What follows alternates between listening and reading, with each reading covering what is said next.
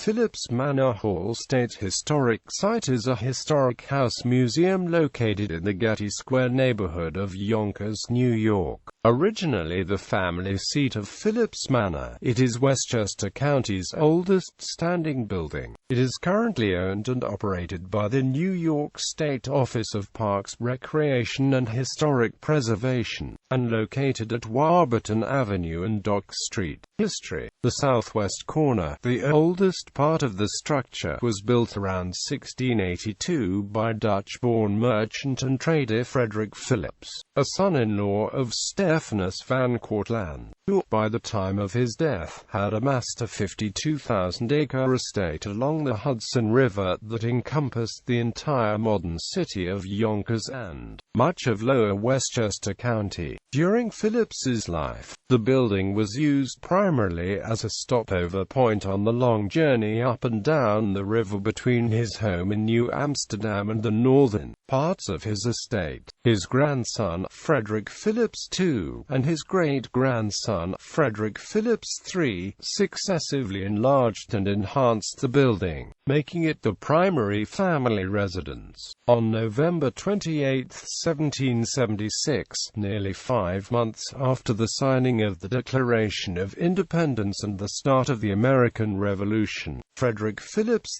III and over 200 of his contemporaries signed a document declaring their allegiance to the British Crown and their unwillingness to support the revolutionary cause. Because of his loyalism, Philipse was branded a traitor and placed under arrest on orders signed by General George Washington. He was held in Connecticut for a time, but was given special permission to travel back to Yonkers to settle his affairs on the condition he was not to aid the British cause. In violation of his parole, he and his family fled to British-occupied New York City and later to Great Britain, leaving their estate and Philipse Manor Hall behind to be attained. Philipse family holdings, which included the Philipse patent, a 250-square-mile tract that became today's Putnam and part of Dutchess counties, were sold at public auction by New York's Commissioners of Forfeitures following the Revolution. Philipse Manor Hall was occupied by various families throughout the 19th century. In 1868, the building became Yonkers Municipal Center and remained such until 1908.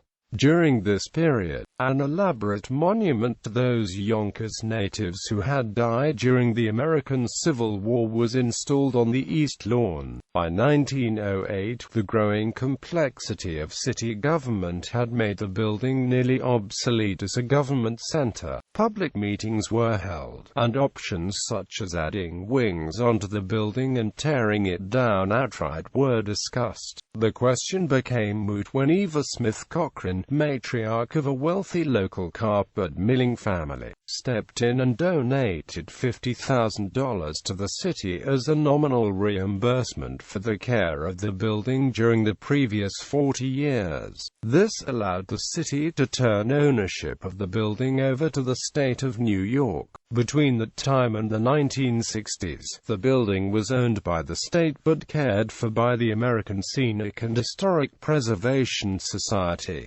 Since the dissolution of the society, the building is owned, maintained and curated by the New York State Office of Parks, Recreation and Historic Preservation. From 1911 to 1912, the most intense restoration project in the building's history brought the house back to a semblance of its colonial appearance. The building has been open as a museum of history, art and architecture since 1912. The building was declared a National Historic Landmark in 1961. In 2011, with the daylighting of the Sawmill River in Van Donk Park, Philipse Manor Hall once again boarded an above-ground river. Collections. The house is home to a California 1750 papier-mâché and plaster rococo ceiling, one of two in situ ceilings of its type in the United States. The elaborate ceiling is covered in designs and motifs relevant to Frederick Philipse III's lifestyle. For example, his love of music is represented by lute players, bagpipers and singers. His enthusiasm for hunting is represented by hunting dogs and game birds, and his education in the arts and sciences is represented by busts of Alexander Pope and Sir Isaac Newton. Also of architectural significance is the 1868 City Council chamber, designed by John Davis Hatch. The chamber's high, vaulted ceiling and woodwork are intentionally reminiscent of a typical English manor house's great hall. Throughout the house are paintings from the Cochrane collection of American portraiture. This collection was put together by agents of Alexander Smith Cochrane and features works by Charles Wilson Peale and John Trumbull. Represented among the 60 paintings are nearly all of the presidents of the United States, from Washington to Calvin Coolidge, as well as war heroes, historical figures, and members of the Philipse family.